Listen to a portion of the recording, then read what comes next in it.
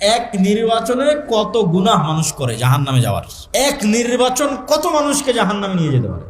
তার মধ্যে সবচেয়ে বড় গুনাহ হবে কিসের? কেন গীবত, তোহমত, অপবাদ, পরনিন্দা এগুলো না করলে এই গণতান্ত্রিক রাজনীতি আপনি করতেই পারবেন না, চালাতেই পারবেন না। তাহলে সামনে রমজান মাস আর এখন শাবান মাস, সিয়াম পালন করতে হবে। তাহলে সিয়াম পালনে পেট সিয়াম পালন করবে, লজ্জাস্থান পালন করবে, তার পাশাপাশি কি করবে? এক নম্বরে জিহ্বা। আর নির্বাচন এই আলোচনার মধ্যে যদি থাকেন তো এই সিয়াম আপনি পালনই করতে পারবেন না, শেষ, জিহ্বার সিয়াম শেষ। তাহলে জিহ্বা থাকবে বন্ধ, আর ওই জিহ্বায় জিকির উচ্চারণ হবে কার?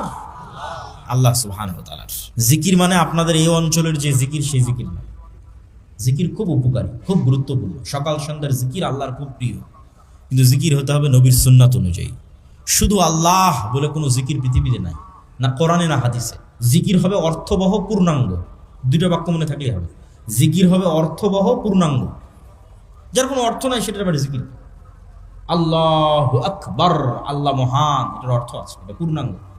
সুবহান আল্লাহ, মহা পবিত্র মহান আল্লাহ, এটার অর্থ আছে। আলহামদুলিল্লাহ, প্রশংসা আদায় করছে আল্লাহর, এটার অর্থ আছে। লা ইলাহা ইল্লাল্লাহ, এটার অর্থ আছে। কিন্তু শুধু বললাম ইল্লাল্লাহ এর কি অর্থ আছে? শুধু বললাম হু হু এর কি অর্থ আছে?